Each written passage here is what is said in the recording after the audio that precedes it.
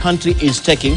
Many things remain unclear from the government policy and of course the direction. They list healthcare, they list education, all those things they say remain unclear as there's a back and forth, and of course it is imperative that the government listens to the plight of the people. And finally, the Conference of Catholic Bishops are talking about finding a local solution to what's happening in the country.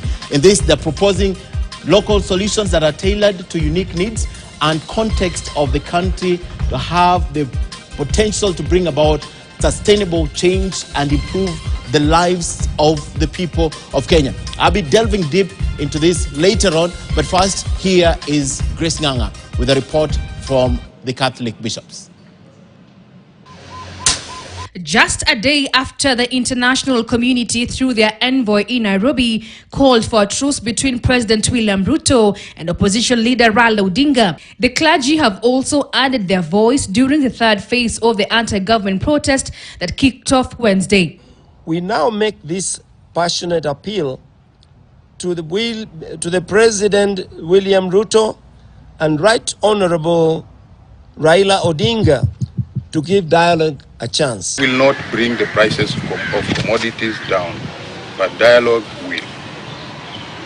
Demonstrations will not bring Kenyans together, but dialogue will.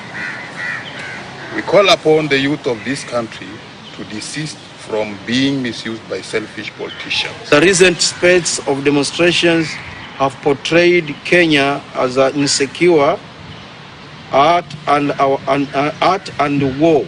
And right now, we are facing huge cancellation of bookings to an industry which was slowly peaking after the pandemic.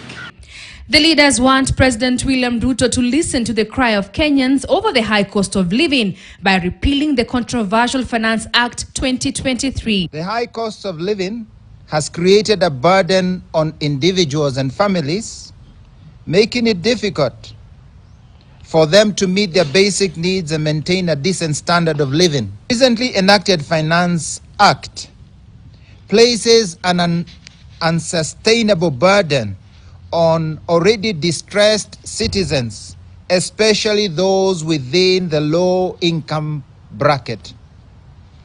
We, therefore, ask the President to repeal the Finance Act.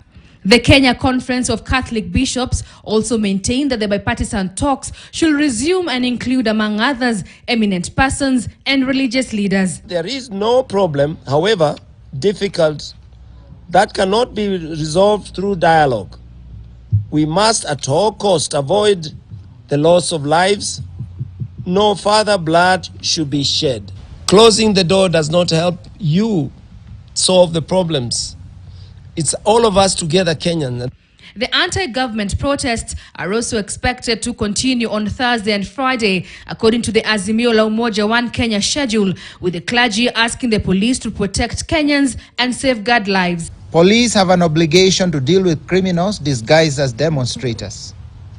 Police cannot take advantage to brutalize innocent Kenyans. Such acts are unacceptable, must not be tolerated under any circumstance. Grace Nganga, KTN News, Nairobi.